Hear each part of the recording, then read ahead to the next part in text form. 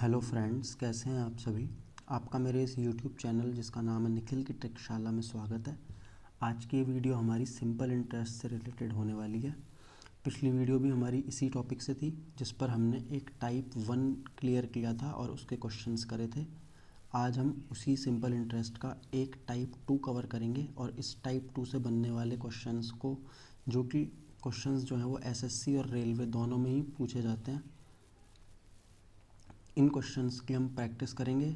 उस प्रैक्टिस से पहले हम इस क्वेश्चन का कॉन्सेप्ट सीख लेते हैं और उस कॉन्सेप्ट को मैं आपको बताता हूँ, फिर हम क्वेश्चन करेंगे और आज ही इस टाइप को कंप्लीट कवर करेंगे। तो चलते हैं हम हमारे कॉन्सेप्ट की तरफ। तो ये जो कॉन्सेप्ट है इसमें क्या है, जैसे एक प्रिंसिपल है P, उस प्रिंसिपल को मैंने 3 हिस्सों में बांट दिया, P1, P2 एंड P3। इस P1 को मैंने R1 रेट पर T1 टाइम के लिए ब्याज पे दिया, इस P2 को R2 रेट पर T2 टाइम के लिए और इस P3 को R3 रेट पर T3 टाइम के लिए मैंने ब्याज पर दिया। और इन तीनों ही कंडीशंस में मुझे जो सिंपल इंटरेस्ट है वो कंडीशन ये है कि अगर वो सिंपल इंटरेस्ट तीनों ही कंडीशंस में हमको इक्वल मिल रहा है, अगर ये सिंपल इंटरेस्ट इक्वल मिल रहा है और हम सिंपल इंटरेस्ट का फॉर्मूला जानते हैं SI equals to PRT upon 100, तो उस फॉर्मूले को हम इस कंडीशन पे अप्लाई करते हैं। तो जो सिंपल इंटरेस्ट है वो हो जाएगा P1 R1 T1। Principal P1 के लिए तो ये ब्याज मिलेगा हमको, प्रिंसिपल P2 के लिए P2 R2 T2 अपॉन 100 और P3 R3 T3 अपॉन 100, और तीनों ही सिंपल इंटरेस्ट इक्वल हैं तो इनको इक्वल कर दिया हमने फॉर्मूला अप्लाई करके।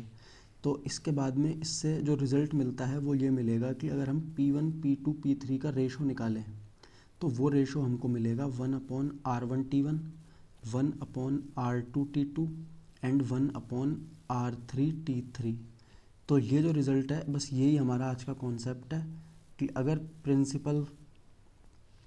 अगर हमारा जो प्रिंसिपल है उसको हम P1 P2 P3 कितने भी हिस्सों में बांट दें तो उससे जो मिलने वाला जो उसका जो रेशो होगा वो होगा 1/R2 T2 1/R3 T3, और ऐसे ही कितने हिस्सों में बांट दीजिए वो आगे तक चलता जाएगा। तो ये चीज़ जो हमने सीख लिया हम इसको क्वेश्चन पे देखते हैं कि क्वेश्चंस में इसको कैसे अप्लाई कर सकते हैं हम।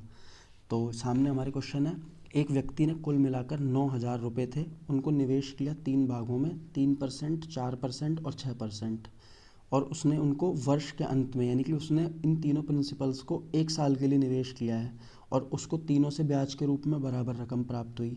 तो उसने 6% वार्षिक ब्याज वाली जो रेट थी उस पर कौन सा प्रिंसिपल था, उस पर कितनी धनराशि थी, ये बताना है हमको। तो जैसे P1 P2 एंड P3 तीन प्रिंसिपल हैं, पहले वाले को 3% की रेट पर, दूसरे को 4 और तीसरे को 6% की रेट पर उसने दिया है, और टाइम तीनों में 1 ईयर है।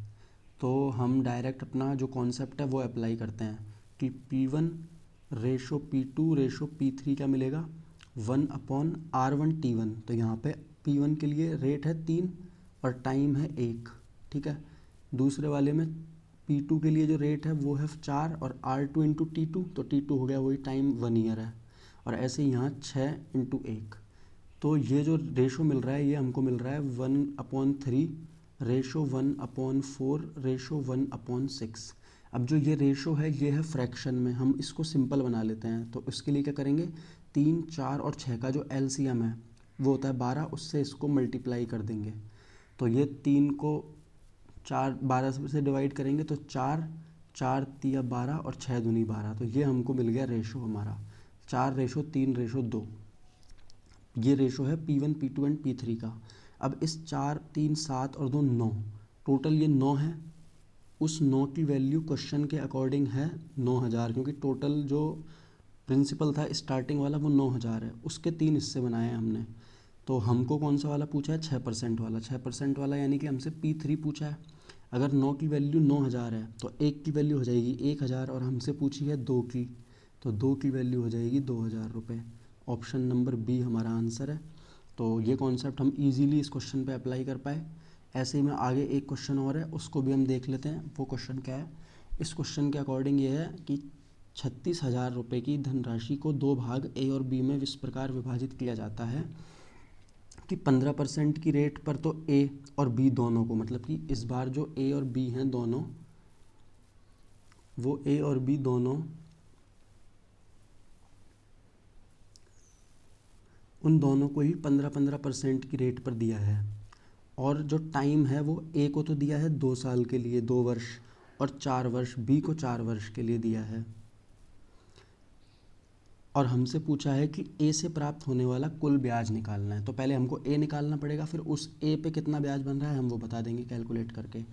तो जो सिंपल सी बात है वही अपना कॉन्सेप्ट ए रेशो बी, वो रेशो हो जाएगा 1/R1T1, तो 15 × 2, और ऐसे ही 1/R2T2, 15 × 4।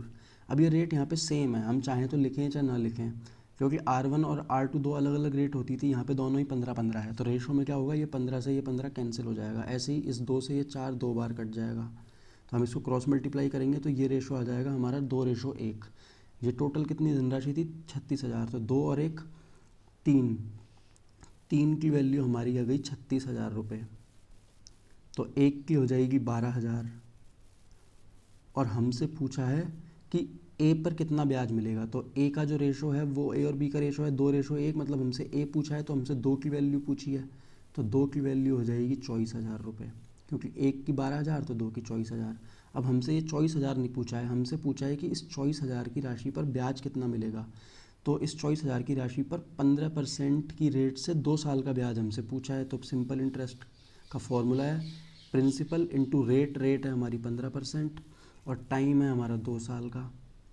2 जीरो से 2 जीरो कैंसिल, 15 को 2 से मल्टीप्लाई किया 30, 30 को इस 240 से करेंगे तो ये आ जाएगा 7200 रुपीज़। हमारा ऑप्शन नंबर इसमें है ए, हमारा आंसर हो गया। तो आई होप कि आपको ये वाला कॉन्सेप्ट अच्छे से क्लियर हो गया होगा। आप दोबारा इस वीडियो को देख सकते हैं, इससे आपको और चीज़ें क्लियर होंगी। और अगर आपको ये कंटेंट और वीडियो अच्छी लगी हो तो आप वीडियो को लाइक करना, चैनल को शेयर एंड सब्सक्राइब करना। और आज की वीडियो में हमने बस इतना ही सीखेंगे। Thank you.